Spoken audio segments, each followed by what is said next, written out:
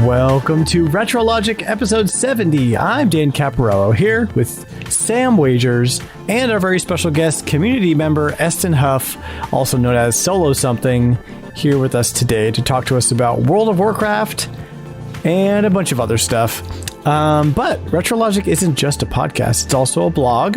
You can visit retrologic.games, click blog at the top, and check out fresh content every month. Most of which written by our host here, Sam. And you've got something in the works, Sam. It's live now. Yeah, it went up Thursday. It's just a little list of some of the games that come to mind when I think of unreleased in North America titles that I think are ready to finally make it over. Very timely, seeing as we are getting Live Alive on the Switch. We're also getting a remake of the first Front mission, and especially of the second Front mission, which never re-released. So, yeah, really came at a good time. Yeah, that was really good timing. It's a great little read too. I mean, and a lot of that stuff is very accessible or not super expensive to get. Get a cartridge and dump the ROM and get a patch to play it. And new fan translation patches for all kinds of games are being made all the time. They're often very high quality. Like, it's kind of a golden age for this sort of stuff.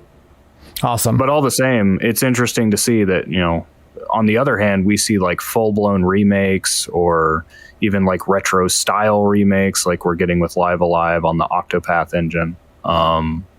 There is definitely an interest for this stuff. Yeah, for sure. I'm glad that it is seeing some love. Eston, you're here with us again. Yeah, thank you for having me. Absolutely. Last time you were here was episode 39, and we talked not Infamous. It was Uncharted. Yes, no, Uncharted. Yeah, that was like broke the mold. I was the first one to win the Price is Retro game as far as a guest. So I. Is that right? That's the way I understood it. Yeah, that's the way I understood it. Yeah. All right. As far as a guest to win it. Yeah. Well, we'll see if you can keep your winning streak. I doubt I will, but hey, at least I have. Yeah, we changed the rules, so now you got to defend your title. No, there you go. Like Drago, I the world champion.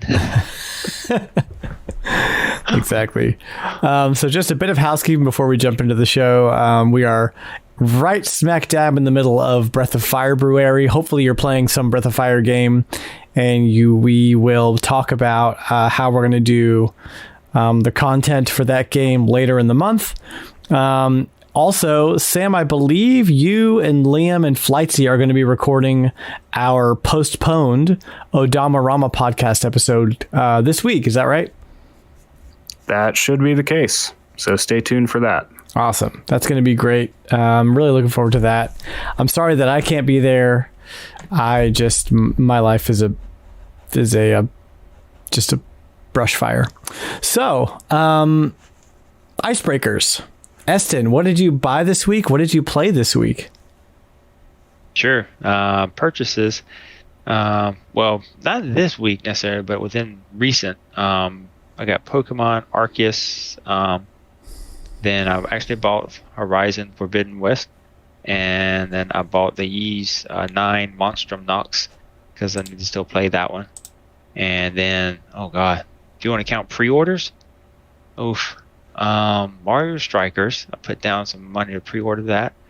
I put down money to pre-orders Live Alive that George is talking about, or Live Alive, however you want to say it. And then I put down money on Splatoon 3, and then I put down money on. I did the Fire Emblem Warriors because I want to see what it's all about. I'm enjoying the Fire Emblem series, and you would think I'd be done there yet. Oh, this is just like $5 to $10 down, so it's like small investments. And then what was the other one? Oh, of course, I wanted to try and do Xenoblade Chronicles 3, but that one wasn't up yet. And then I put down my $10 on the Skywalker Lego coming out. Oh, nice. Yeah, so I've been making my rounds. Yeah, man, it's almost like there was a Nintendo Direct or something last week. I know, right? Yeah, it was like I got out of the chair with my back pocket hurting. Yeah. Christmas in February. There you go. Awesome. I said you want something? Booyah. Yeah, right. You knew it was coming. Awesome. Thank you, Eston. Sam, what about you, man? What'd you buy? What'd you play?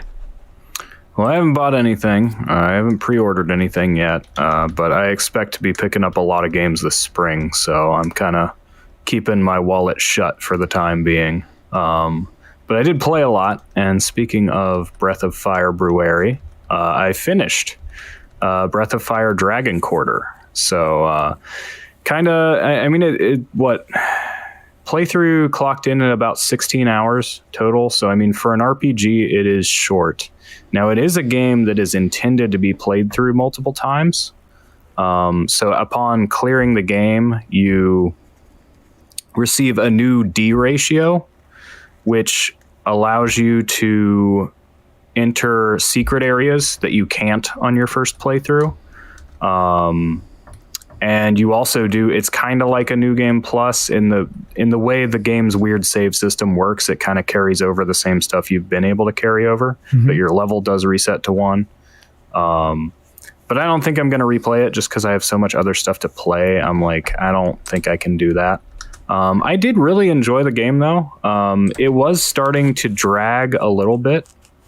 But I think once I realized I was nearing the end of the game, I was like, okay, I'm just going to abuse the crap out of my dragon form and use it on all these last bosses. And nice. I nearly overdid it. Because like I said before, you actually get a game over if you let the D counter go to 100%. And so I went into the last boss with it at like 97.7. But you know what?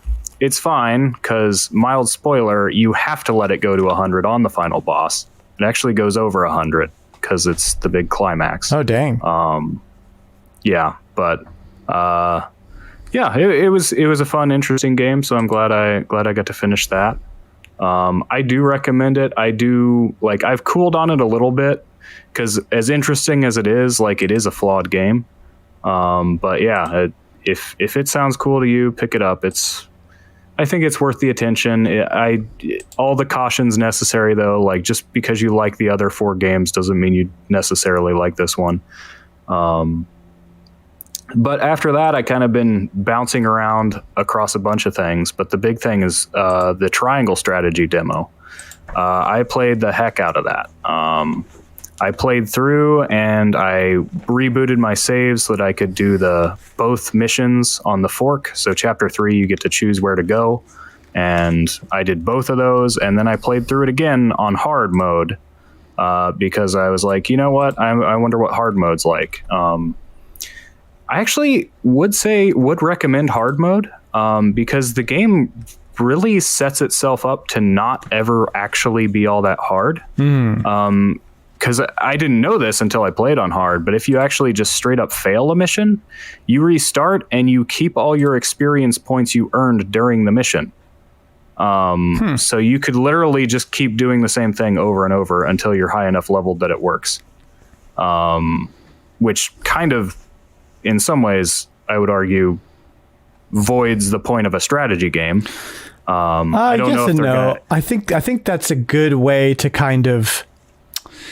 I think that's now you do lose your items. If you use any items, you don't get them back. Yeah, which I thought was a little strange. I think that's a good way to do it because I don't want to, like, I don't know. You kind of have to balance like the freedom of a strategy game versus like doing the right strategy.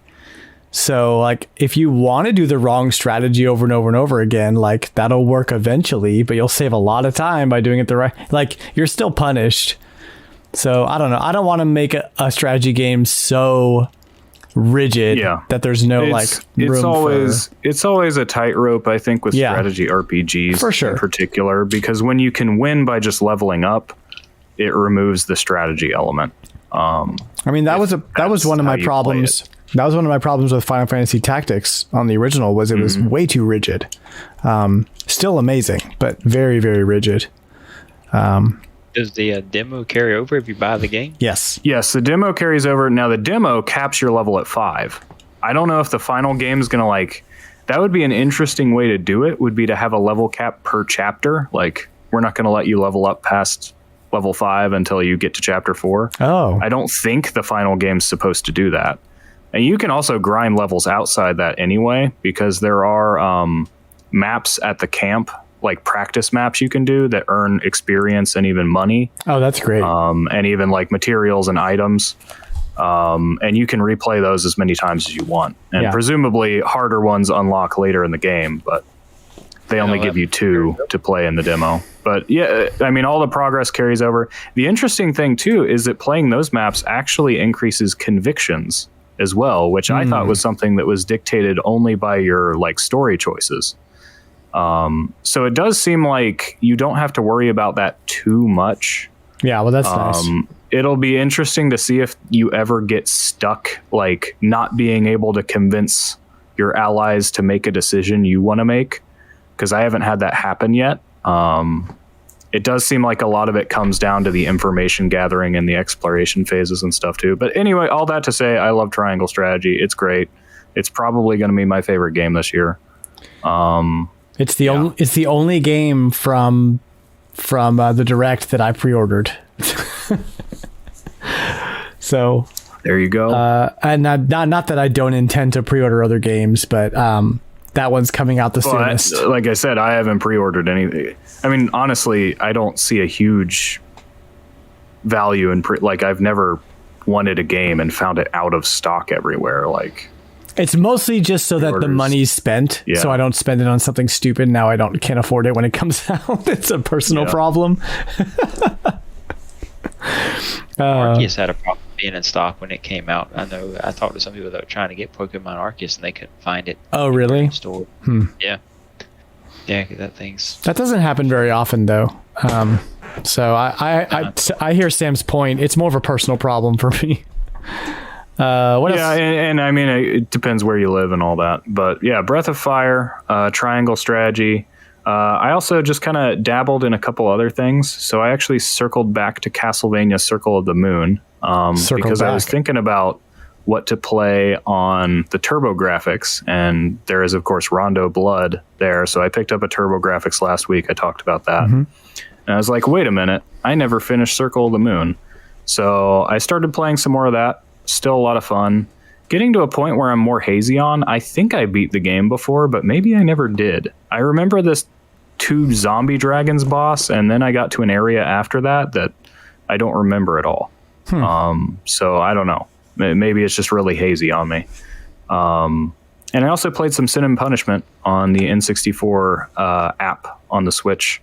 I'd been meaning to play that for a while, so I didn't play through the whole game, but I played through several stages of it. It's fun. It's pretty much I played the Wii game, so I kind of know what to expect, but it does have a very different feel.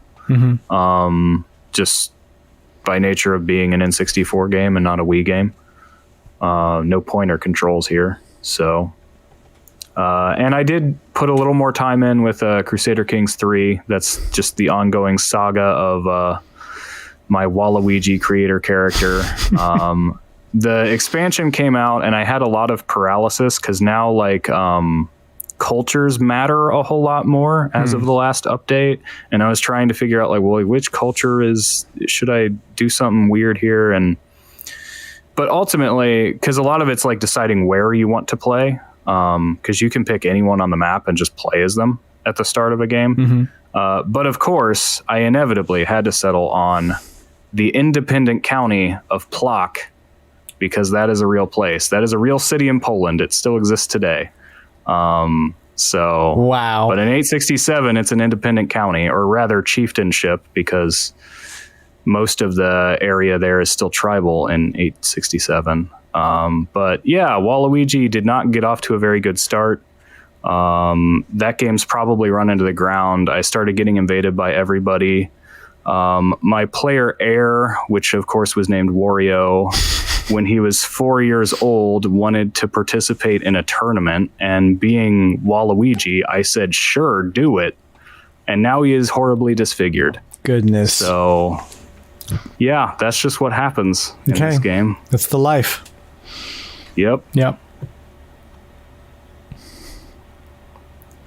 That's it for you then? That pretty much covers it. All right, sweet. So, just one pickup for me this week. Finally pulled the trigger on Advance Wars 2, which is the only game that I'm missing in the 4 Advance Wars games that came to North America until April 8th or whatever, when Reboot Camp comes out. So that's all of them, and now I have to play them somehow. So not somehow, I'm gonna play them, but via Game Boy Advance and DS and all that stuff. But it's a lot of Advance Wars, a lot of strategy games, tactics games this year. Yes, this is the year of tactics games. This is my year, guys. We got Metal Slug Tactics, you got Mario and Rabbids, you got your Triangle Strategy, you got your Advance Wars. You know, what else do you need? Mission. Yeah, Front Mission. You like start adding like components like what Fire Emblem Three Houses, where you can kind of like do like an auto battle. It's like if it's like a scrub strategy match, you can like kind of like just march through it and just kind of see what happens and stuff. But like some of those things, like what was it? I think Final Fantasy X, where you had to like, you know, you couldn't do that. You had to like do every little thing calculated, taking turns. Some of the strategy games, they get so bogged down in that I'm just like, oh, I wish I could speed this up somehow. So it is nice. Some of these games, these strategy games, actually do let you like speed it up some. Yeah, or you can skip, like I know Advance Wars, you can choose to skip the cutscenes, and that speeds it up a bit too. And also you can fast forward through enemy turns and stuff like that. Anytime you can speed up the battle in a tactics game, that's a good thing. And that's it, really. And then just pre-ordering Triangle Strategy. But I can't let this section go without expressing once again my utter disbelief and hype for a new Mario Strikers game. Who predicted this? Amazing. Not me. Well, back when Nintendo bought level 1. Yeah, that makes the Luigi's Mansion. Next level. After Luigi's Mansion 3. Next level. Mm-hmm. That's right. After Nintendo bought Next Level, I'd heard some people talk about Strikers, like, because I mean, the question on people's minds was like, well, what are they going to do now that they're part of Nintendo? They just made a great Luigi's Mansion game that did really well, the best selling for that series ever. I remember some people saying, well, what if they brought back Strikers? And people were like, that's not going to happen. It's not going to happen. But it did happen. We're living in that timeline. Yeah, I'm hype, and that's one of the games that I actually missed out on. GameCube was kind of a bit of a blind spot for me, especially the multiplayer stuff, because my brothers didn't have much interest in it anymore by the time we were that age. So I didn't play Strikers. And not having much interest in soccer per se, I don't know if I even would have picked it up then when I had some of the other sports games, other Mario sports games. Yeah. But I do find it interesting, like the way they pitch it. They don't even call it soccer. It's not really soccer. Strikers is a sport that's like soccer, but actually no. It's very different. It kind of is and isn't soccer at the same time. It's it's just full contact soccer. Even more so, yeah, and even more so than like Mario Golf is to golf or Mario Sluggers is to baseball. Yeah, when I saw it advertised, it reminded me. I never played any of the Striker stuff, but I know we have like Mario and Sonic at the Olympics, and so playing some of that rugby stuff in there, I enjoy playing that. I was like, okay, this is more like full contact type. It's like more of a rugby type thing almost. It's the Smash Brothers of soccer games. That's what it is. Yeah. Yeah, it looks fun. And especially 8-player local multiplayer is great. Yes. Oh my gosh. It's nice to have a couple of those games. I mean, I don't have opportunity, especially not anymore, but I have had opportunities to like host at my house a game night and to have especially a game that's at least a little bit approachable for people who aren't super into games. But it might surprise you, but Killer Queen actually goes over very well with that crowd, as well as Bomberman. I think this could work into the rotation there. Awesome. Yeah, I'm hyped for it. I don't know that I'll ever get to play multiplayer, but maybe with the community. but not locally probably. But anywho, what do you guys say we play some Prices Retro?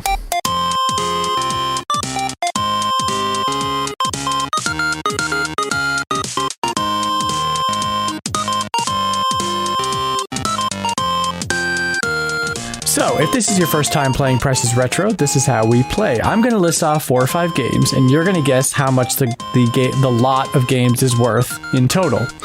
And everybody is going to guess on the panel here, and whoever guesses the closest wins that lot. Then everybody has their own lot of games, and we're all going to guess, and whoever wins the most number of lots wins the episode. We also have good old Poltergeist, our ghost, who guesses 300 on every lot. And if Poltergeist wins, then I give away a Poltergeist sticker. He's burping the number 300, and he's rad, so you want that. If you don't want to wait for me to give one away, you can buy those over at retrologic.games. So, here's my little plug. This week we have, 6 lists between us 3 and then 3 community lists. So, why don't I go first? Since I'm going first. All right.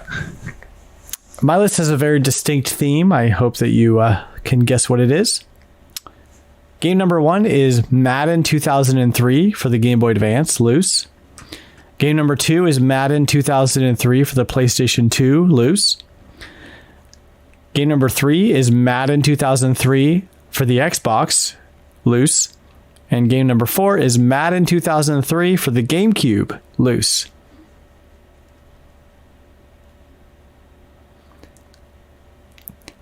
Some of my friends were very excited about football this weekend, so I decided, I'll get in on the fun. It's timely, I suppose. Yeah, no, it makes sense. Yeah. I didn't watch it. So that was, that was GameCube, Game Boy Advance, PS2, and Xbox. PS2 and Xbox. Yeah, that whole generation. And these are all loose? They're all loose. Loosey-goosey. I am going to guess $32. Okay. Eston, you have a guess? Sure. It's all PlayStation stuff. Some of them, so. So the consoles were Game Boy Advance, PS2, Xbox, and GameCube, and they're all loose. $27. All right. Sam, you ready with the spreadsheet? Yep, I got the guesses in. All right. Actual retail price is $13.04, which means that Eston is winning so far. That's right. You're well on your way, my friend. Don't jinx me. So the prices are for the Game Boy Advance one, Madden 2003, it's $3.94. For PS2, it's $2.67. For Xbox, it's $2.48. And for GameCube, it's $3.95. 13. I thought at least the GameCube one would break 10. Well, complete in box, they're all 5 to 10, but nobody wants a loose copy of Madden. Like at least with the case, you can like turn that into a nice clean GameCube case, but nobody wants the disc. That's a coaster. Yep. That's a doorstop. Hanger from fishing line. Yeah, exactly. That's one of those like mobiles you see hanging in the backyard. Yeah. It's art. Yeah. Yeah, exactly. Eston, you want to go next? Sure. All right. I get a theme to my list. These are all limited run games. Oh my gosh. Yeah, because I just got my limited run games in this week, so I figured I'd run this up the wire. Some of them actually have the numbers on them, so if you want that, but and then I'll do complete in box. Go for it. Yeah. All right. First one is Celeste, limited run games number 23. Number 2 is Oxenfree, limited run game number 37. No, this is complete. Number 3, Shantae and the Pirate's Curse, number 21. That one's complete. And didn't write down the number on this one, but Bloodstained, Curse of the Moon, complete. Is Curse of the Moon the D-make?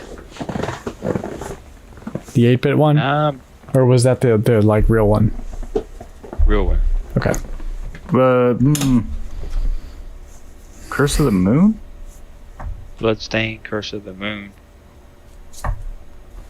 Because the other one is Bloodstained Ritual of the Night. Ritual of the Night is the real one. Curse of the Moon is that is the flagship title that was kickstarted. Curse of the Moon was a stretch goal for Ritual of the Night. Yeah, because I wrote it down, the Bloodstained, Curse of the Moon. Okay. All right. So that is the one that plays like Castlevania 3. Yeah. I've got 300 on these. I don't really know. So I'm just going with the ghost. Could you run? I'm forgetting one of them. So it's Shantae, Bloodstained, Celeste, and what else? Oxenfree. Oxenfree. Okay. Yeah, these are all complete prices.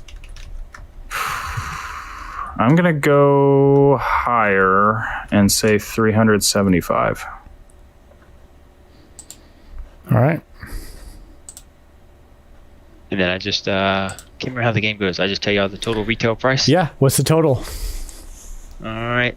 According to what the website we use went off complete price.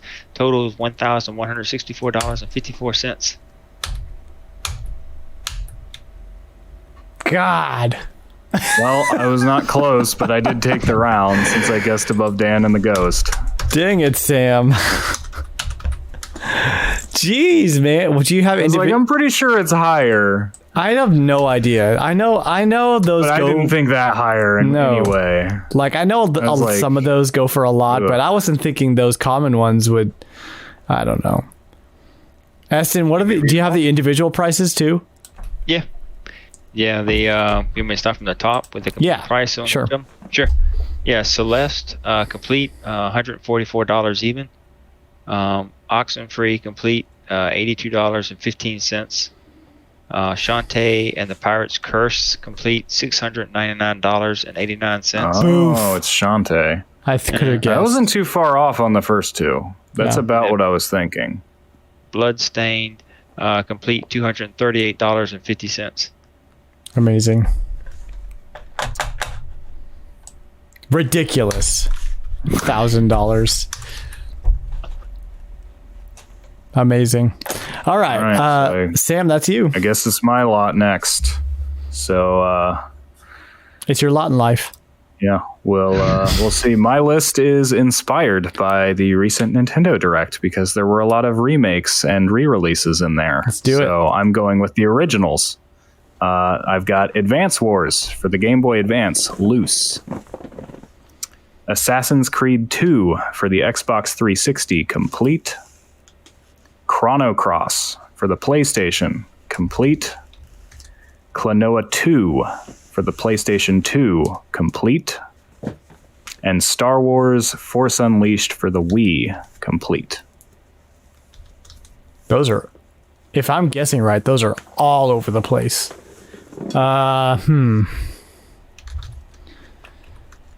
Let's see here. So I'm gonna guess 205. 205 for Dan. Yeah. Klonoa is that one I don't know, but I think I guessed high enough for that one. That's pretty funny. I was sitting here literally calculating while he was talking. Yeah. And I guess great minds think alike. Actually, my price is, when I calculated out, it was 210. 210, okay. Yeah. 210. We'll see how close we are.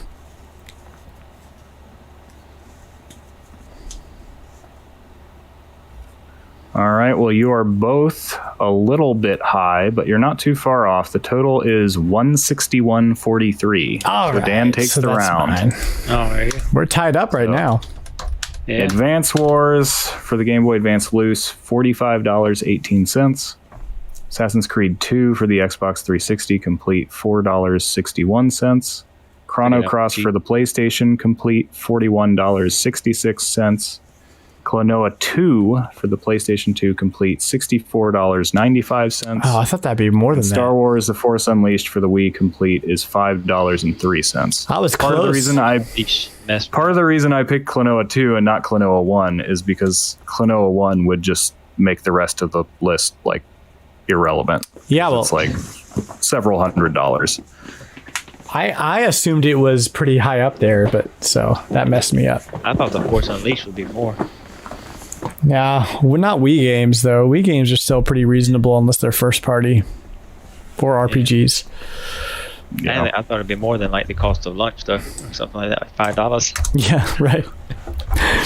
All right. Well, we have 3 community lists, and we're going to start with good old Oops. Oops, who donated a $20 eShop gift card to our Discord giveaway last Friday. And that's my other plug for tonight is if you want to come and join the friendliest bunch of retro gamers on the internet and win some cool stuff every Friday, jump into the Discord. You can get that link in my Twitter bio at RetroLogic Games or at the website retrologic.games. And it's an open community. Come on in. So, Oops gives us a list, and here is the list. Let me pull my notes over here so that I can write down my price guesses while I read them off. Donkey Kong Jungle Beat, no bongos, complete in box for the GameCube. Donkey Kong Jungle Beat, new play control for the Wii, complete in box. Donkey Konga game only, complete in box, GameCube. Donkey Konga 2 game only, complete in box, GameCube. Donkey Kong Barrel Blast for the Wii, complete in box. DK Bongo controller for the GameCube, loose. The last one was hardware. Last one is the bongo controller. You want to see one? I could pull it out. Like a drum, right? Yeah, you got one. It's a little bongo. Oh, I've got 4. Gotta have 4 for Donkey Konga. I got them back when they were $20 a piece. Now they're like, well, I'm not gonna tell you how much they are. Yeah, right. Catch you in the middle of the conversation. There's your clue. There's your hint. Let's see. Let's calculate this up here. All right. I'm not going to go first now. One of y'all need to go first. Sam, you go first. Okay. You're a man of confidence. You exude it. 250. Okay. Yeah. I don't know how much our hardware is. God, it messes me up. I'll go lower. I'll say 220. Okay. I'm going to say 180. All right. Actual retail price is $144.96. Oh, wow. Man. Yes. Unfortunately, Donkey Kong games have not reached the perceived value that they're actually worth. It's really just market value at this point, but that's either here nor there. We've got Donkey Kong Jungle Beat no bongos is $29.95. Donkey Kong Jungle Beat new play control for the Wii, $19.42.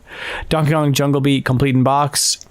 Donkey Konga game only complete in box, $15.02. Donkey Konga 2 game only, $21.34.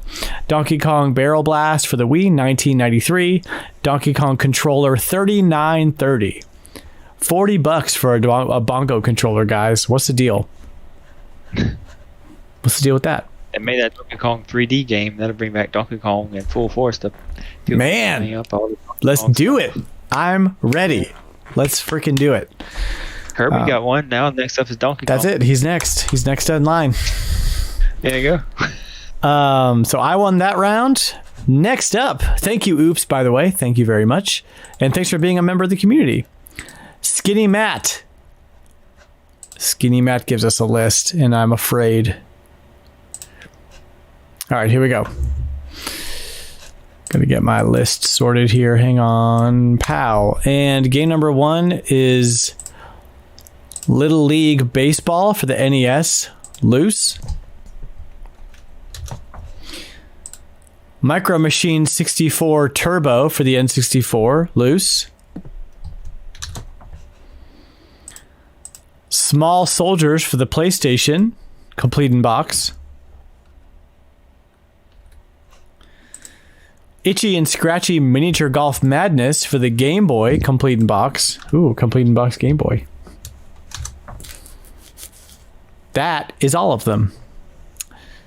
We've got Little League Baseball for the NES, loose. Micro Machine 64 Turbo for the N64, loose. Small Soldiers for the PlayStation, complete in box. Itchy and Scratchy Miniature Golf Madness for the Game Boy, complete in box. I'll go first on this one, since I made y'all go first last time. I've got 115.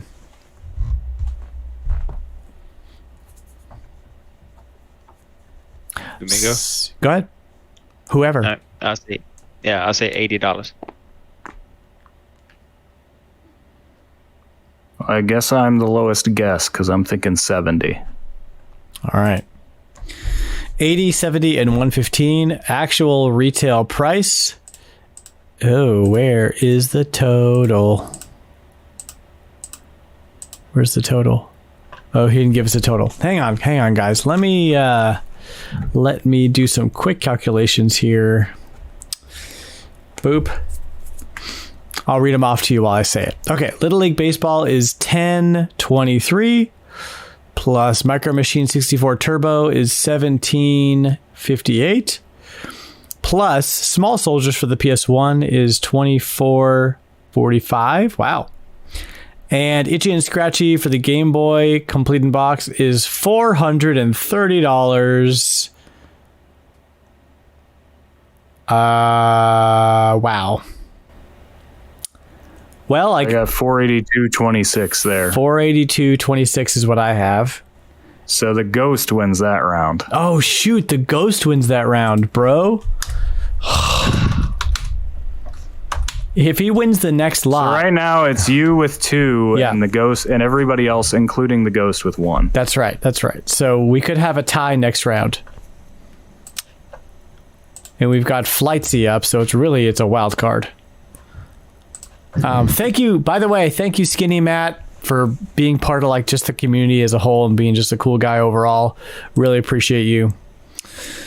Okay, and as always, we have to guess what the games are going to be based on Flightsy's theme. His theme is Fly Me to the Moon. This is going to be Mario Galaxy, Galaxy 2, and Odyssey. And Moon Remix RPG Adventure. Oh, isn't that? That's a game, right? Moon. That is a game. Yep. And then there's also the shooter on the DS, Moon. Moon. Yeah. That's a digital game. The game's called Moon. Yeah.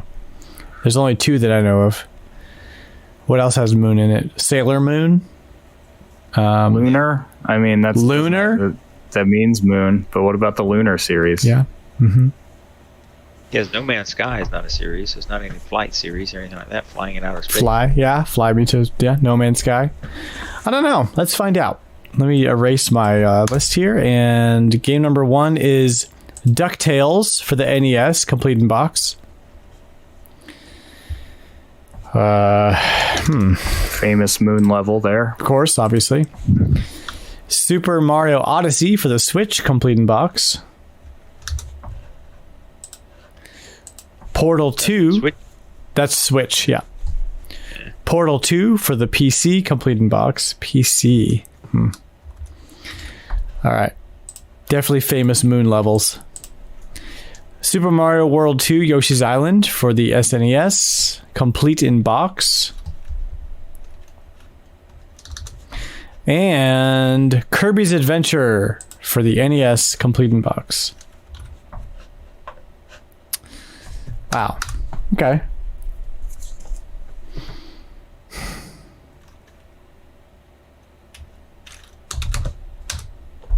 I've got 450 is my guess. I've got 360. I'm not too far off the mark. I came in at 400. All right. Here we go. Here we go. Individual prices. We've got DuckTales at $163.52. Odyssey at $35. Portal at $8.98. Yoshi at $135.17. Kirby's Adventure at $90.76 with a total of $433.43. Yes. That's Dan takes it. Guys, I've been winning these every week, and I need you guys to step it up. Okay. I won one time. Okay. That's what true. do you want from me? That's true. Also, I need John to come back. John, stop having babies. He's the real competition. Come back to the show. And then as always, Flightsy has his explanation. I thought of this list while walking to class, singing Fly Me to the Moon, and thought about Mario Odyssey and DuckTales. The theme is games where you go to the moon, but the whole game isn't focused around that. DuckTales isn't famous. DuckTales has its very famous moon final level with its even more famous moon theme. Odyssey's final boss is fought on the moon. Spoilers. Portal 2 ends... Okay, well, I'm not going to tell you that. In Yoshi's Island, you fight Rapunzel, the Raven, on the moon. And Kirby's Adventure has you fight Nightmare on the moon. Beating Nightmare causes him to explode, turning the full moon into a crescent one. And Galaxy Wolf, another community member, helped me make this list, suggesting Yoshi's Island and Kirby's Adventure. They also suggested Mario Sports Mix for the final boss, but I looked it up, and that fight is in another dimension, not on the moon. Wow. Flightsy, as always, thank you for the list, thank you for the theme, and thanks for being a great guy. Well, guys, I took this one. Just be glad the Ghost didn't win. I certainly am. We also have a Spot the Fake from our good friend, the Ambassador. So let's go on down here.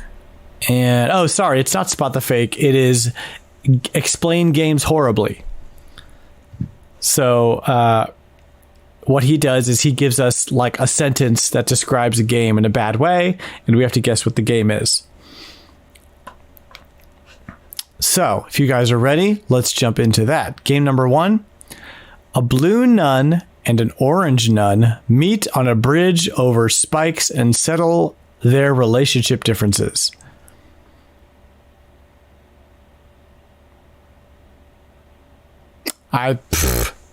Blue nun and an orange nun meet on a bridge over spikes and settle their relationship differences. I got nothing. Like somebody with a hood, like a red hood. Or spikes. Blue hood. A nun? Yeah, I'm thinking just somebody with a hood, like a wizard, 2 wizards. Yeah. Or something. They have a relationship. There's Yeah. a conflict. And they settled things. I don't know that one. I'm going to move on to the next one because I got nothing. I don't know. The world's loudest and brightest ninja invades his friends to watch them transform into a furry. Invites his friends to watch him transform into a furry. Ninja.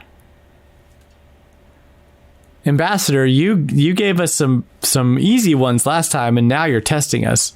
The world's loudest and brightest ninja invites his friends to watch him transform into a furry. Ninja? Oh, is it... Furries make me think of Sonic. Is it like Pocky and Rocky or something? Or like Goemon? He's not a ninja, though. Is Goemon a ninja? Does he transform into an animal? He is a ninja of sorts. I don't know anything about Goemon. More a thief than a ninja, but... Bro, I don't know. I am lost with this one Zero too. the Kamikaze Squirrel. I don't know. It's a good guess. Game number 3. An 8-bit master of ninjutsu hangs onto a Coca-Cola sign only to get knocked off by a bat over and over. Ninja Gaiden? That sounds like Ninja Gaiden. Yeah. I remember hanging from signs. All right, Ninja Gaiden. No, that sounds right. Because the freaking Except bats. to be a hawk, probably. The bats in that game. Are they hawks or bats? I guess they're hawks. The hawks are worse. I think there are bats too. Yeah. This list is ridiculous. Game 4. The greatest martial artists in the world juggle in front of you in any costume your 13-year-old pervert heart desires. Seek counseling. Dead or Alive Extreme Dead or Beach Alive. Volleyball. Yeah. Is that what it is?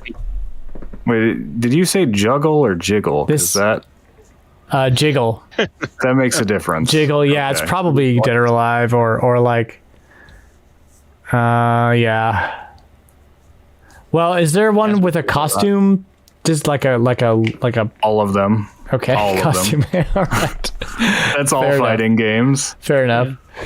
All right, game 5. It's Batman, but replace Batman with a red costume and give him his only standalone game on the Game Boy Advance.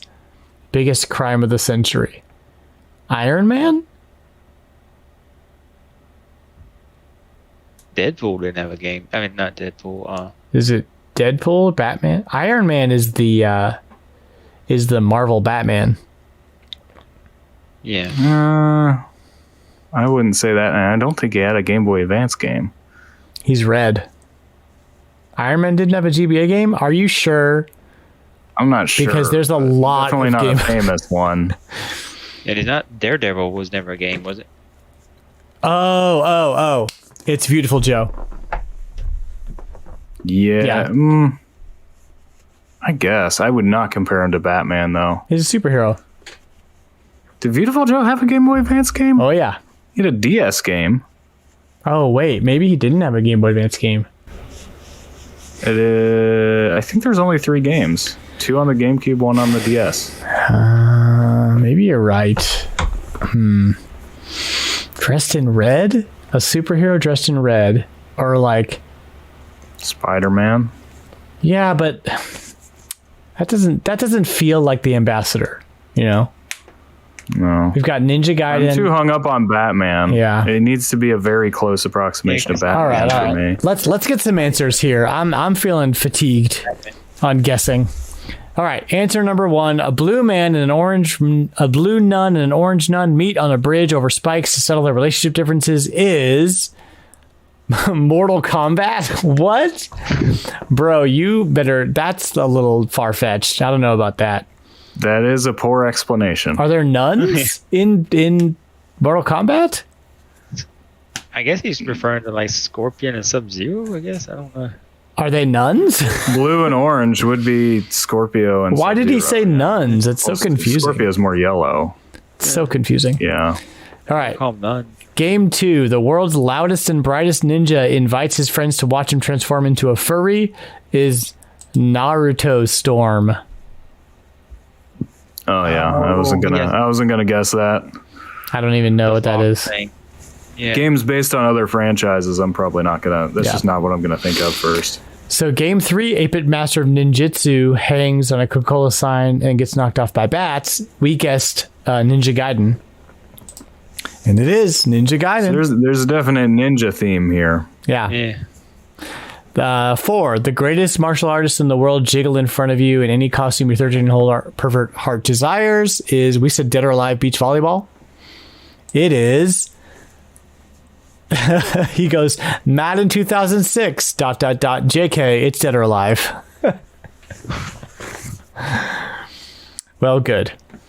Game 5, it's Batman, but replace Batman with a red costume and give him his only standalone game in the Game Boy Advance. So, I remember a commercial with a red cape, like flying around. Do y'all remember that? No? Okay. I'm just going to read the answer. Daredevil for the Game Boy Advance. I called it Daredevil. Yeah. You did say Daredevil, didn't you? There you go. Yeah. I would not have guessed that. He's getting a little. I didn't know there was a Daredevil game on the Game Boy Advance. He's getting a little like non-typical with the video game here. So we're gonna have to kind of up our game with this game here. Yeah. The theme is ninjas, as he says. He says look it up. I'm gonna look up Daredevil on the Game Boy Advance. Daredevil on the Game Boy Advance, based on tie-in to live action 2000. Oh, it's a tie-in to the 2003 game. I guess he's a Daredevil fan because I don't see anything special about this game. Sorry. Yeah, if it's a tie-in to the movie, I mean, that wasn't even a particularly good movie. Yeah, right. I've got a Blankopedia game for you guys, if you would indulge me. Just typing it in here. Okay, here we go. Oh, the rules of Blankopedia is I'm going to read the Wikipedia article of a video game. Not a series, it's a video game. And you guys, when you think you know it, you just yell it out. Okay? We've got Blank is a 2006 sports simulation video game developed and published by Nintendo for the Wii video game console.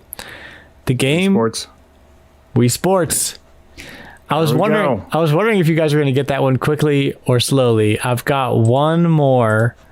Where's my notes? Here they are. I've got one more. This one might be a little bit harder. My internet works. Okay. Blank is a 1999 platform video game developed by UB Pictures and published by Ubisoft for the Nintendo 64, Microsoft Windows, Dreamcast, and PlayStation. An enhanced remake titled Blank was developed by Ubisoft Annecy for the PlayStation 2. An alternative remake known as Blank Forever was developed by Ubisoft Malin for the Game Boy Color. The game centers around the character Blank, whose task was saving the fantastical land of the Fairy Glade from an army of robotic pirates led by Admiral Razorbeard. It's one of the Rayman games. It's one of the Rayman games. Is it just Rayman? It is not just Rayman. Blank was critically acclaimed for its Rayman 2. Okay. What gave it away? Was don't overthink it. Was it Fairy Glade or Admiral Razorbeard for you? I do remember fairies being part of Rayman.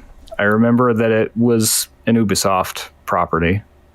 I actually haven't played Rayman 2 at all. Oh. I was just like, well, if it's Ubisoft, if it's a platform game that got remade, part of a series, it's probably Rayman. It's Rayman.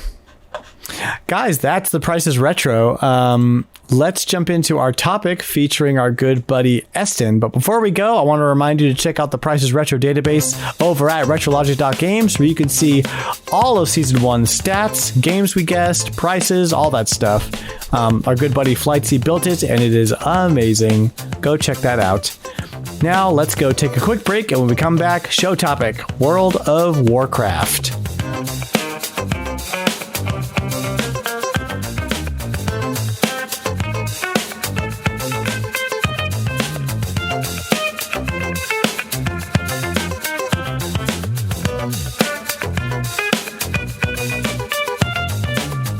Welcome back. We are at our show topics section with our buddy Heston, and we're going to talk some World of Warcraft. Actually, before we start, guys, Sam, can you bring your mic down a little bit?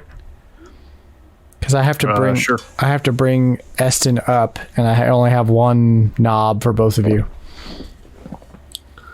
How about now? That was great. Thank you. Okay. Welcome back. We're talking World of Warcraft and legacy content in online games with our friend Eston, who played a little bit of Warcraft. What? It sounds like you keep calling me Eston there. Eston. That's not your name. I have a question, though. Where does the name Solo Something come from? Sure. Actually, it came a little bit out of World of Warcraft because has nothing actually to do with Han Solo, but because like whenever I was like trying to get into some of the instances and stuff like that, they'd be like, yeah, can you tank? Yeah, can you tank? Yeah, can you tank? Yeah, can you tank? And so I got so like tired of being asked to tank all the time that I was like, you know what, I'll just go and I'll just solo it if I need to. And so I made like a tank and I started just going around and just soloing stuff. And then people started asking me, hey, can you give me a run through? Can you give me a run through to get gear and stuff like that? And so I'm like, yeah, I'll solo something. Yeah, that's okay, I'll solo something. And so that's just kind of how the tag came to be. Nice. Yeah. That, you know what? I did not know that it was World of Warcraft related, but now I'm glad I asked. Yeah. That's great. So the reason why I bring up World of Warcraft and legacy content, because it seems to be one of the only long-running online games that gives a crap about its legacy content, or at least it seems to. But before we jump too deep into that, I want to know, Solo Something, a little bit about your history with the game, how you got into it, just any factoids that you want to share about playing it. So first, how did you get into it? Sure. My brother-in-law was playing the game because I didn't play it at launch when it first came out in 2005. I jumped into it around time of Burning Legion, and my brother-in-law was playing, and he said, hey, I want you to try this game. And he brought over his laptop. He came into town to visit for Christmas, and he was playing it, and I was like, oh man, that looks so cool. And he's like, yeah, why don't you try and play it some? You can play my character. And he was like a human mage. So I was like, sure, I'll give it a go and try it. And saw all this chat going and stuff, and it was all this guild chat. And this was actually my first time really playing like a massive multi-online game like that. And I was really just taken aback with how open the world was and how interactive it was. Like I was like, these are like real people communicating and real people like chatting away and getting invited in to do things together. And so then I was like, well, I'd like to play this game. And do you mind if I be in your guild? And he's like, no, that's fine, I don't mind at all. And so he kind of explained the game to me. And at first, it's a bit overwhelming because I felt like I needed to actually go out and get Dummy's Guide to World of Warcraft, because there's so much culture to it. Just trying to get into the game and learn about it, and learning the speech, and learning what each class can do, and trying to find what fits you. And but he helped me along, and so he would give me stuff as far as in the game to help me along to bags for space and stuff like that. And so that was my introduction into it. And I didn't know it was going to become an 11-year thing that I ran with, and then 11 years full time, and I'd say probably another year and a half part time. When you say full time, full time, yeah, full time. I mean, full time. I mean, I did not play any console. 40 hours a week. What does that mean? Yeah, nearly that. We would. My wife was playing too at the time. So yeah, I would actually in the guild. We would raid on Wednesdays and Thursday nights, and then Saturdays would be cleanup for trying to finish the raid before the servers would reset. I think if I remember right, it was on a Monday or Tuesday when the servers reset. So we were raiding at those times at night. So raids would start around 7 at night, and sometimes we would go sometimes to midnight or 1 in the morning. And then when you weren't raiding, you were out just doing a quest. You were gathering resources to put back into the guild. And then also if you had some alts, some people would have 3 or 4 alts, and so you were trying to level those alts so that they can help you out and then help the guild out. And so yeah, I mean, it was definitely, I would probably say it was probably a good 30 hours, 35 hours almost a week doing that. I mean, there were plenty of mornings I could think of it where I would I would go to bed at like 12:30 in the morning or 1 in the morning, and I would have the alarm would be going off at like 5:35 or 5:45 the next morning, or in several hours, and I'd have to be at work at like 7:30, and I would do that sometimes 3 or 4 nights in a row, and it was all because of WoW. And because I was just pushing my body to the limits doing that much. And then on the weekends, like it'd be like on Sunday would be the one day where we would try and rest and try and catch up, and it would just be like so just fatigued. We didn't have any kids, and so I mean it's much more of a kind of approachable, if you will, lifestyle at that time. But yeah, it was that's I guess looking back at it, that's kind of the downside to it. I mean that if you let it, it will consume you. And yeah, I mean I was 120% addicted to it. Yeah. And yeah, my wife got out of it, and then it took a lot of her working on me to get me out of it. Wow. So what was it about World of Warcraft, do you think, that gave it such like a strong hold on you? Was it like the community, or just the repetitiveness, or the community helped out a lot, because if I was to like take the community out of it and I was just playing that game, I mean I use this without any kind of other reference to you, so I hope I don't offend anybody when I say this. It could be kind of like just like a big version of Skyrim or something, in a way. I mean, it's got a big, rich lore to it, don't get me wrong. But I mean, if you were just, when I say Skyrim, it's like if you were just out there just doing your own thing and you weren't playing with anybody else, you probably wouldn't be so enticed to really log on and see what everybody's up to, or log on and see what, hey, we got a raid tonight, if I get a raid invite, or hey, who's running some heroic instances, they call them. They don't really call them dungeons, but heroic instances, maybe I want to get together with them, or hey, I like running with this group from our guild, and these guys are planning to get something together. So it's the community was a big driving force as far as doing that. And because you could play the game and not be in a guild, and you could play the game and enjoy the lore and the story and the background of World of Warcraft, and enjoy the expanse of the worlds that you could go to. And there were plenty of people I ran into that said, I don't want to be in a guild because I don't want the drama. And I went through 3 guilds. The first one I was in, I really liked a lot, and it fell apart because of because it was a very serious reason why it fell apart. I mean, it ruined a marriage. Oh my gosh! And in a very tragic way. Yeah, the I'm not naming any guilds, so no one will ever know. But and I haven't named my user handle in the names. No one ever know who I am from World of Warcraft. But because I was not solo something in World of Warcraft, but yeah, one of the actual guild master's wives actually left her husband to go with one of the actual guys that was in the guild that we played with. Oh my gosh! And yeah, met him up in real life and everything. Kidding about the drama.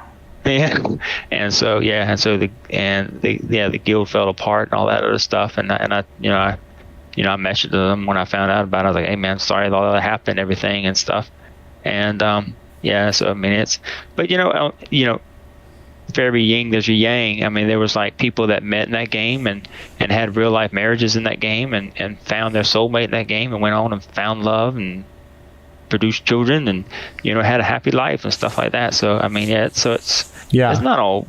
I'm not going to rip on it and say it's all bad, but no, and I think it is. Choose your path. And I think just kind of like social media. It kind of is what you put into it, right? If you come to it needing validation or needing an escapism, then you're going to get what you want, but it's also going to probably take more from you than you're going to get from it. But if you go into it, with some restraint and with maybe you're on a mission to make things better or to just be a better person, then you kind of exude that energy and the others around you kind of grow in that way. So just like social media, I can see that being either a good thing or a bad thing, depending on who you are at your core already. Yeah, we never saw that example I just mentioned. I mean, in the guild chat, we never saw any exchanges like that. As far as any kind of going back and forth, as far as hinting at like, hey, this is getting awkward, uncomfortable. So I don't know, that was all in like kind of whisper mode, because you can just whisper people and only you and that person see that message. But I mean, I played with people that were guys and I played with people that were girls, and because you would have like 40-man raids and you would have like, like your regular guild raids. And everything, all my interactions were always very, very kosher, very, just common. Hey, I'm just playing with girls, and hey, I'm playing with guys. We're all enjoying the game. And it was just that, taking that surface value. And so, like you're saying, I mean, it's just kind of like, I mean, I'm sure if you go out, like, anything in life, I guess, if you go out and look for trouble, you can probably not go very far, and like you'll find it. Exactly. Yeah. You get out of it what you bring into it, in a way. Yeah. But it was. So how did you finally quit? Like, what was that like? That was rough, because my wife had a very heart-to-heart talk with me, and she's like, is saying like, well, look, this is a problem. She said, this is taking over our lives. All we are doing is basically like, we're just like, every Friday, Saturday, we're gaming. Every Monday through Saturday, essentially, we're on our laptops. We're gaming. We're not really doing anything at all. Sunday we might go see some friends or something like that. So, look, this is becoming like a problem. We got to stop this and stuff like that. And so she got out of it, and she told me, I want you to try and like start dialing it back to something. So I was like, okay. And so I stopped doing the rating, but I would still run some instances with people and stuff like that. But it was hard because people would still tag me and say, hey, you want to raid and stuff like that. So I was like, well, I would just do one raid night. But then it was, she started getting like kind of frustrated with me. It's like, look, you got to stop this. You got to put some like, boundaries on this, because it's just really starting to take over your life. And, I'm the voice of reason here, saying, like, let's not let this become like what we do for the next like 20 years of our life and stuff like that. And so I decided eventually, I was like, yeah, okay, I'm really on board. I don't want anything to come between us. So, much less if something silly as a game. And I said, so yeah, definitely. I'm like, I'll stop. And so then but my brother-in-law was still playing. And so he would be like, well, how about, can you play, get together with me 1 or 2 nights a week? I was like, okay, I'll just do that. And that was when I just kind of did part-time. But then I got to a point where I had like 120% burnout. Like, I was just like, the thought of logging on, I was just like nauseated. And that was even without my wife even having to say anything to me. And I just told my brother-in-law, I was like, look, I said, if you want to continue to play the game, you can. I said, but man, after like 11 years of doing this full time, I said, I've just kind of like, it's like if you've ate like chocolate cake every day constantly. I said, you just get to a point where you're just like done. You're just the thought of it. I have great memories of this game. I have some fun times with this game. This game will always mean a lot to me in that time in my life. But, that chapter of my life now is closed. And, and I'll look back at it and say it was a great time for what it was. It had some bad spots where like I was getting really addicted to it. But it does have some great memories. But to go back to it now, I can safely say if I had World of Warcraft on my computer right now, I can safely say I wouldn't have any interest to log on to it, just because I'm just done with it. It just ran its course through me, like I told my wife. Yeah, I could totally see that. I had a similar experience with Hearthstone, actually, which obviously is not the same like caliber or like size of game as World of Warcraft, but for probably 4 years, that was what I did with most of my free time. It was on my phone, and that's on your phone too. So that was on my phone, on my computer. And like, I would be like ignoring my kids playing Hearthstone on my phone and stuff like that. And I think it was right around when I started collecting retro, when that I was kind of, because I invested some serious money into getting cards and packs and new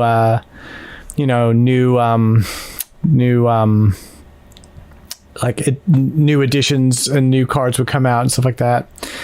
And it was right around when I started collecting retro that I was like, okay, I need to stop Hearthstone. I'm not going to spend any money or time on that. I'm going to do retro instead. So that was about 2.5 years ago. But I had never played World of Warcraft before that, even though all the lore in Hearthstone is all World of Warcraft stuff, which is kind of funny. But that kind of game, this strategy card game stuff, like that stuff really gets me. So that was tough to crack. And even my wife was like, hey, like I see you playing this all the time, like you should probably like take a chill pill on it, and she was real sweet about it, but like, it took a while for me to kind of come around. So that's kind of like what happened with me. I was like, I'm going to put that energy into something else. And it was collecting retro. So right after you were like burnt out on World of Warcraft, gaming wise, what did it look like for you? Would you like take a break, or did you jump into something else? No, after I got done with that, I was just like so just burned out on like video gaming that actually I just read this video game stuff like just on like news reels on laptops and stuff like that, just from news sites, and just kind of see what, just kind of keep in touch with the biz per se. But whenever I would think about want to play a game, I'd be like, I don't want to play it. And actually, to be such a gamer, I've never played a game on my phone.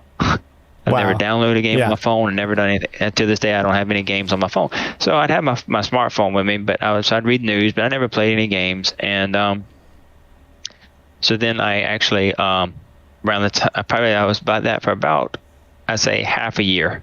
I took a long break. And, and it wasn't like I was twitchy. Like, I gotta get a hit. I mean, I wasn't like that. I mean, it was quite nice because it just kind of like, I felt I needed that because I needed to unplug and take that time to look at things and recognize like, okay, if I get back into gaming, what type of game do I want to play? How deep do I want to go into it? How much do I want to let a game consume me and stuff like that? And so, and then I told my wife, I was like, hey, I said, I'm thinking about getting like a game console. She's like, what are you thinking about getting? And I said, and she said, you're not talking about playing World of Warcraft again, are you? If you are, she said, I'm going to fall out of his chair. And I was like, no, I'm not. Don't worry about that. Oh, God bless you. Yeah. And so I downloaded it for a little bit because once again, my brother-in-law has said, why don't you try Guild Wars 2 and play a little bit of that?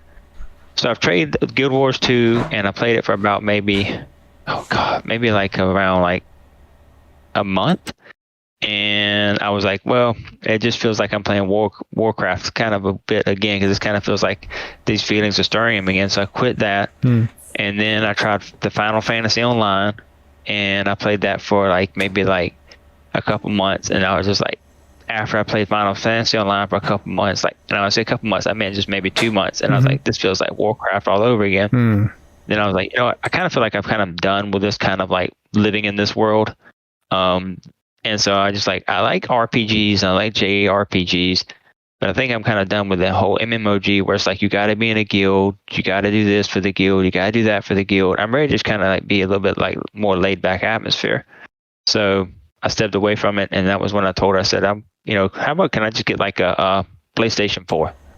And so she's like, yeah, we can do that. Yeah, and let's look into some 2-player games and stuff.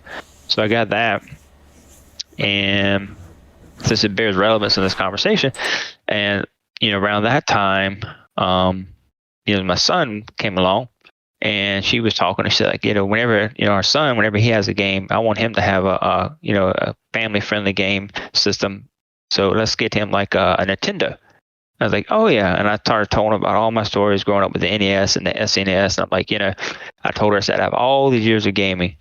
I said, that Nintendo was always like I felt like coming home whenever I would play Nintendo. It's like, okay, here's my first love. It's like I finally, when it came to gaming, I felt like I was coming home. Yeah. And, despite all these high graphics and all this Warcraft stuff, and I was like, I said, we'll do that.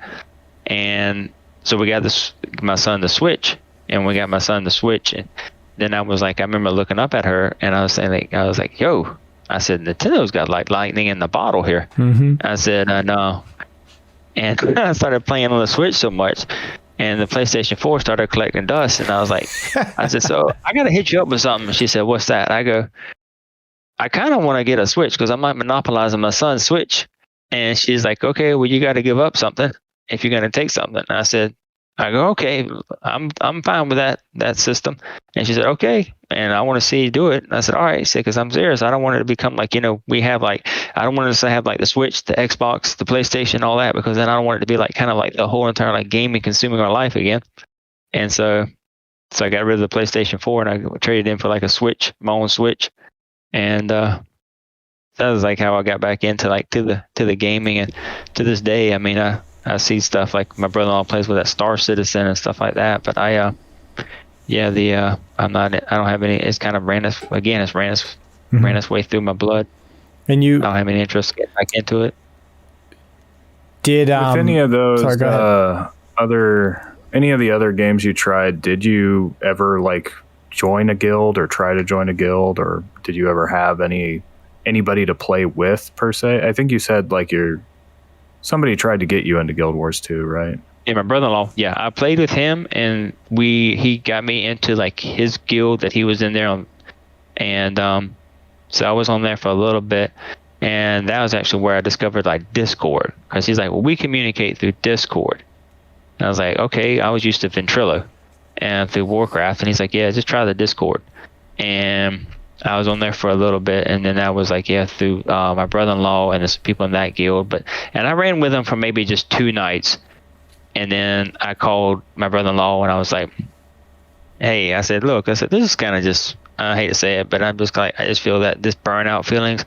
If you want me to play with you, that's fine. But the whole guild thing, I said, like, I'm just really, after like a decade, man, I said, I'm done, cashed out.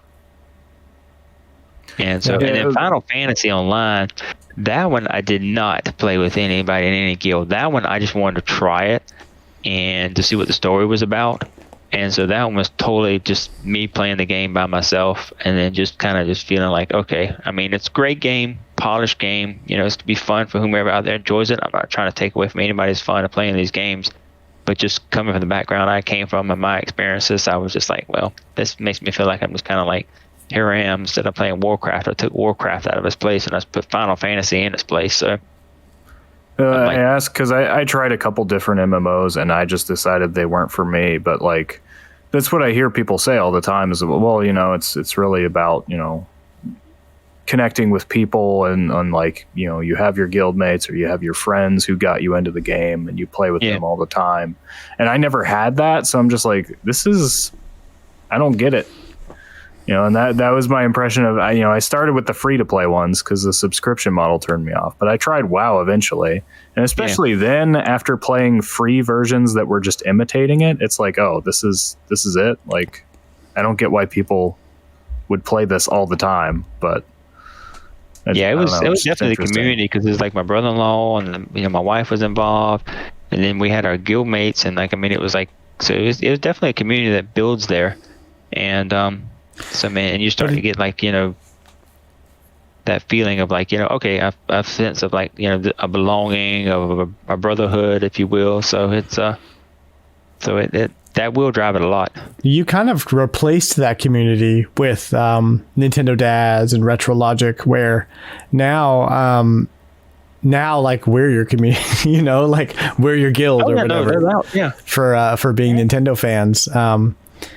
And that's actually kind of beautiful in a way that you were able to make that transition. Yeah, and I told my wife, in fact, when I said, talked to her and I was joining the Discord, I was like, yeah, I said, I'm on this Discord. She goes, what's it about? And I said, it's, just a lot of guys on here that are around, different age brackets, but I said, for the most part, I said, I'm not like the outlier. I said, there's plenty of guys on there around my age. And I said, we all just like playing games and just mainly like, it's a lot of mostly console stuff and a lot of Nintendo stuff.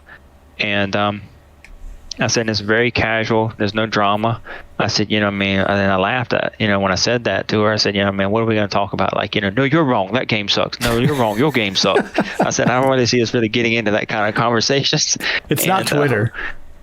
Yeah. And so she's like, oh, okay, that's cool. And so, I mean, and I've shown her some of like the some of like the videos that have come up that I've done on YouTube and stuff like that. And in fact, she's actually referred some of the people that she's ran into at work, and she's like, oh yeah, there's my husband listens to these guys that are on like this these like Discords and stuff like that, and they've got these different channels and these different shows, and she'll text me and say, what are the name of some of these podcasts you listen to, because I'm telling such and such and I want to know their names, and so I give them out and stuff like that. So that's awesome. Yeah, so I mean, it has been so it's I guess it's definitely been a path of convergence to come into this one.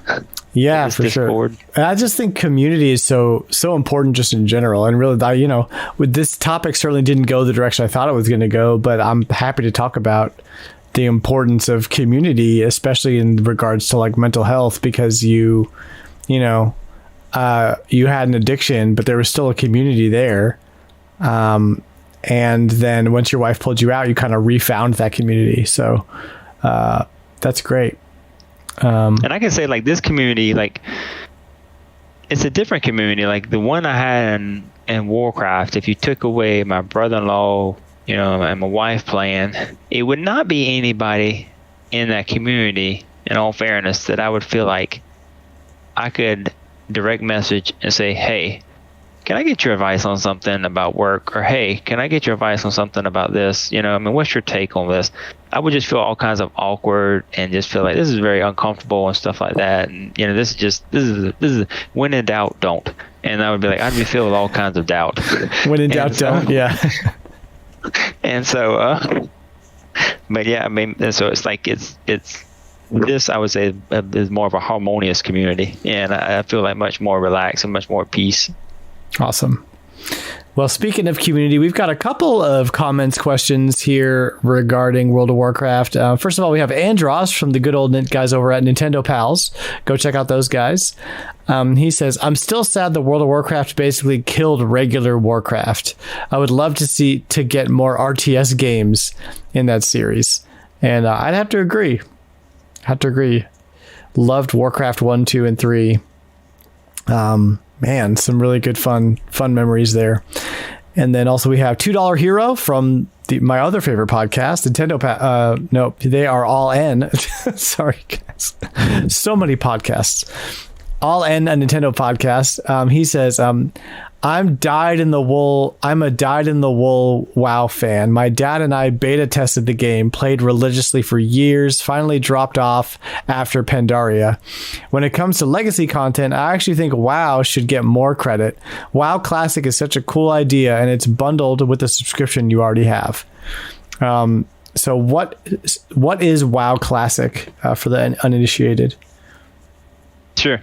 What they did was, after they had done so many expansions, and people started joking about how big the skill tree had gotten and stuff like that, a lot of people just started complaining, like, I just want to get back to like what the game was when it first came out, and get back to like that lack of a better word, just that classical version that I initially played when I first came on board to your game. And so they were like, okay, we'll throw you a bone. And so they issued out like WoW Classic, which was like how it was when it first came out on the scene, like that first launch date. Oh, wow. And so it was like, it wasn't all like the skill tree was like how it was when it launched, and it was like, reduced map, reduced level cap, and stuff like that.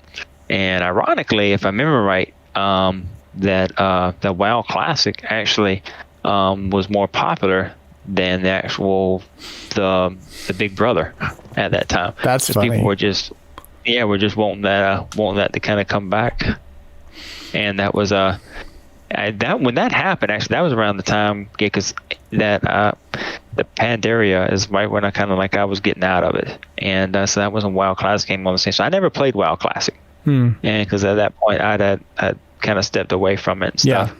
And he's probably going to listen to this podcast. He's going to be like, I thought that guy was a WoW fan, man. He really like WoW through the coals, stuff like that. But I mean, I do have great memories of playing World of Warcraft, because it just was some nice. I mean, you had your experience, right? You had your experience. Huh? You had your experience. Yeah, it was some good experience. Yeah. So Oops also says, with the popular WoW Classic, do you think we'll see more of this kind of thing from other online games? Like, are we going to get like Fortnite Classic? I think we probably will from Fortnite, because that's kind of a behemoth. Well, from what I understand, Blizzard has done the same thing with Hearthstone already. There is like a Hearthstone format that's like you can only use cards from the first like 3 expansions or whatever. Yeah, that's true. I know Fortnite. I haven't heard about that. I know Fortnite is supposed to be coming out with the no build mode. That they're going to do that, and it's just going to be a straight up just shooter. Isn't that the whole point? Like, what? So it's just PUBG. Yeah, a lot of people are laughing about it because that's one thing we've all been talking about. We're wondering, like, is it going to be like? Is it going to turn things upside down? It's if you go into like the building mode of Fortnite, is it going to be a long wait because everyone to get a match because everyone's in the non-build mode of Fortnite because they just want to just go out and just shoot? Guys, I have an idea. It's Splatoon, but no ink. There you go. Yeah. We just call it Tune. There you go. Awesome. Well, Eston, thank you for basically enlightening me about World of Warcraft because I have no experience with it, and then also sharing your experience in the game. We're going to take a quick break here, and when we come back, we'll do a quick community couch, and then we will call it a night.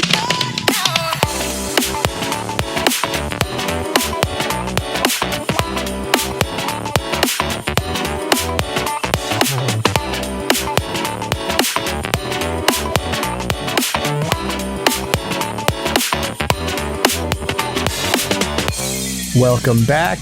Just a quick reminder, we are playing Breath of Fire. 1 and 2 are on NSO, and 3 and 4, good luck.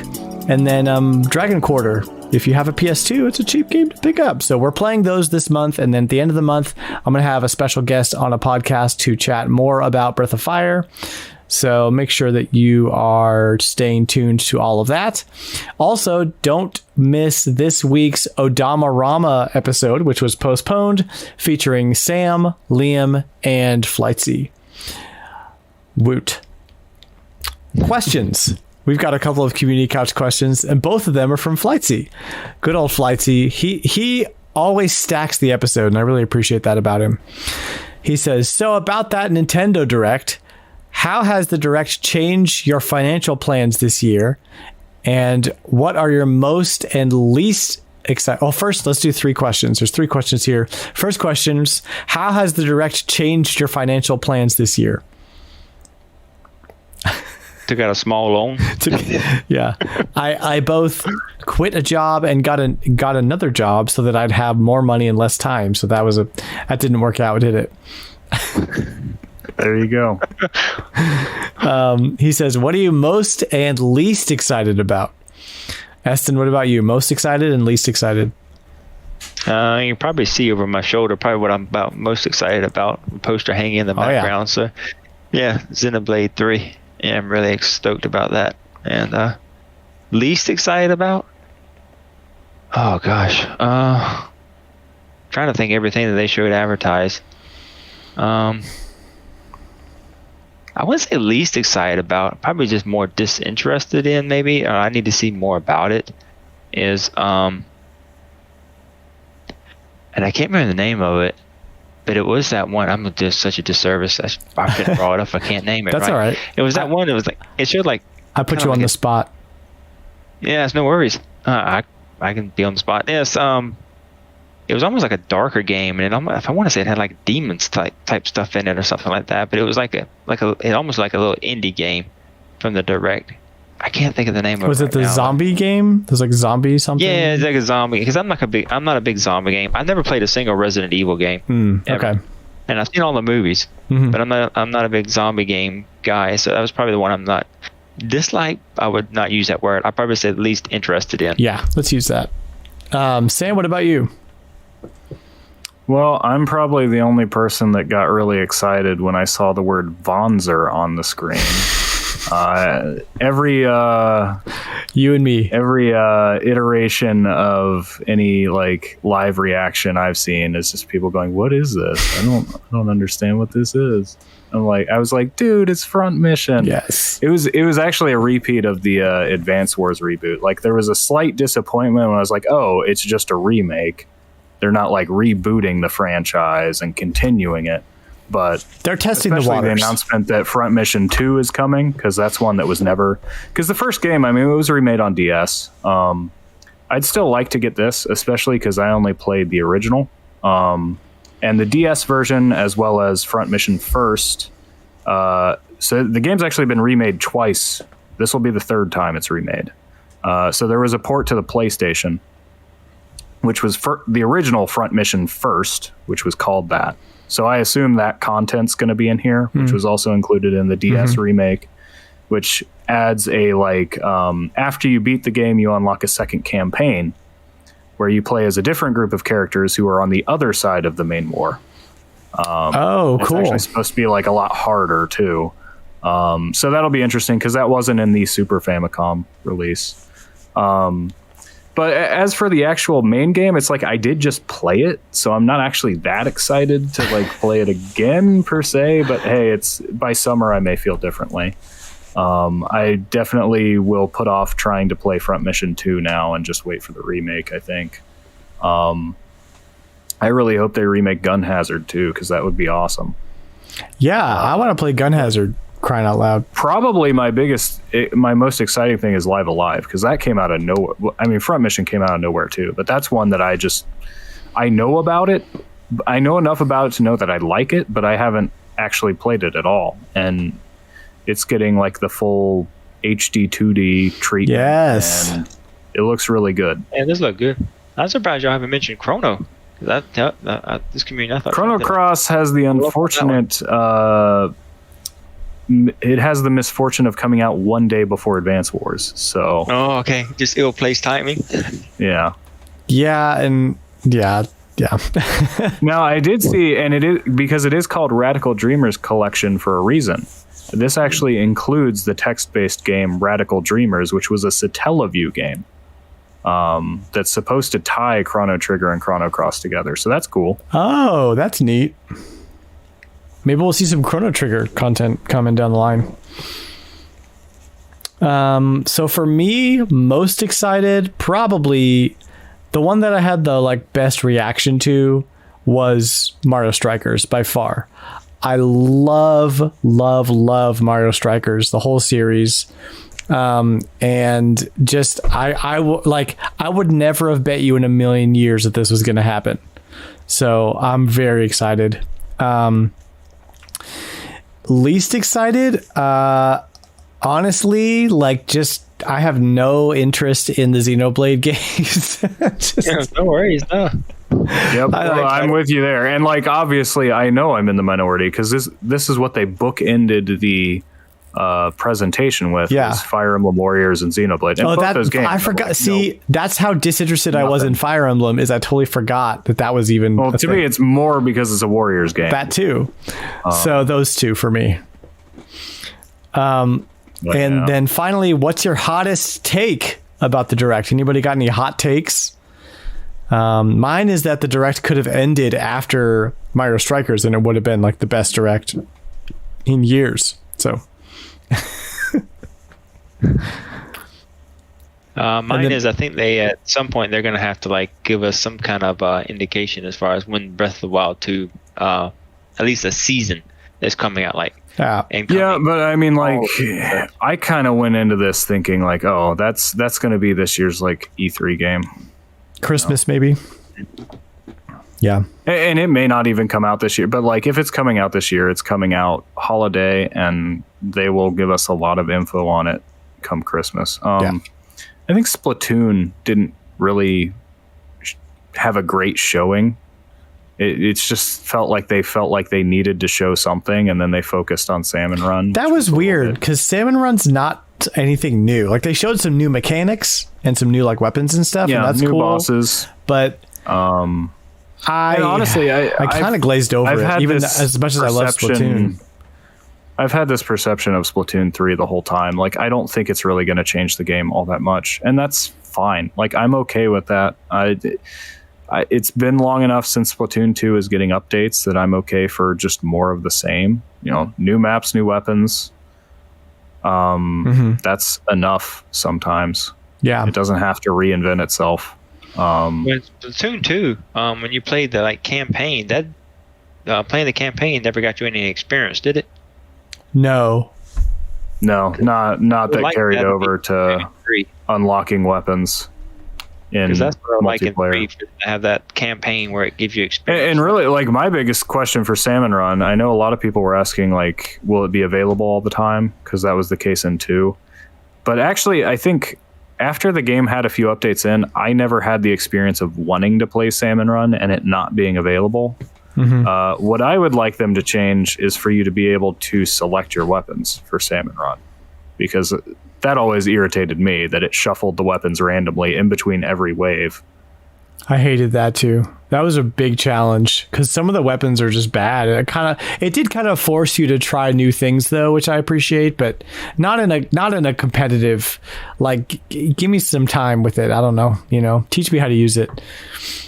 And then in Splatoon 2 also, like if we wanted to play in a match together on the same team, and it's not Salmon Run, but actually like on a board shooting ink at other players, wasn't it kind of convoluted way to like try and get in the same match together? It was in the first game, but I think they fixed that in the second one. I don't remember specifically. Yeah, there were ways to do that. I think it might have been tougher if you were just trying for Turf War though, because there's no ranked mode for Turf War, so I don't think you can. But I think there was like a kind of a party system. Yeah, there was. A little weird. It is a little weird, but you can do it. And then our last question from Flighty again. He says, I guess it's also Valentine's Day. So here's another question. Is Valentine's Day a real holiday? And my answer is, yeah, I guess. I mean, what counts as a real holiday? Like, it's not a bank holiday. We don't close or not go to work. Or am I? I mean, I'm not arguing that I should get the day off, but like, if you take the definition, if you take the definition of holiday literally, then no, because I'm not getting any time off. But like, well, what definition? A holy day? I mean, Saint Valentine was a real person. Yeah, well, sure. It's the patron saint of engaged couples, beekeepers, and epileptics. If you take the British definition, then I'm going on holiday, not on Valentine's Day. Yeah, there you go. I don't know. I would probably say like it's like a noted holiday, but I don't know about like a real bona fide holiday. I don't rank it right up there with like other like ones that we get off. Like I was at one point I was like Sam. I actually had a federal job, so I got off so many holidays. Like what? I'm getting that holiday off? Yeah, I mean, I get President's Day next week. It's not like a holiday I would do anything on, but I'll take the day off. You know what it is? Anything on Valentine's Day either, so there you go. You know what it is? It's like a glorified. You know how like every day is like a national coffee day, national donut day, national pizza day. It's a glorified one of those. Yeah, that's what it is. I got my wife flowers and a card. I got my wife flowers and a card too. Yep, she hates chocolate, so I never know what to get her. So flowers it is. Oh yeah, no doubt. That's strange because when I met my wife, that was the first one of the like 2 weeks in to like dating. She said, "You're gonna probably find it weird, but I'm a girl that does not like chocolate, so never buy me chocolate." What is the deal? Who doesn't like chocolate? Girls are weird, man. I don't know. Sam, do you like chocolate? Yes. Okay, so we know what to get Sam for Valentine's Day. You can buy me chocolate. Okay, well, all the chocolate, Eston, that you and I were going to buy for our wives, we'll just send it to Sam. Okay, there we go. So on that note, yeah, this is good. On that note, thanks for listening to the RetroLogic podcast. I want to thank Eston, Solo Something in our Discord, for jumping on and schooling us on some World of Warcraft. Thank you, bro. We'll have you on again in another 30 or 40 episodes. There you go. I'll still be around, alive and kicking. Good deal. And thank you, listener, for listening to the RetroLogic podcast. We are proudly part of the Nintendo Dads family of podcasts. If you like what you hear, check me out on Twitter and Instagram at RetroLogic Games. You're also welcome to jump into our friendly and 100% non-toxic Discord community. The links to that are in my Twitter bio. You can also find everything, including the blog, which has a new blog post up right now, the merch where you can buy a Poltergeist sticker, Discord links, Twitter links. Listen to the Retro Groove podcast, which is a music history podcast. You should check that out. All of that is at our website, retrologic.games. Thanks again, and we'll see y'all next week.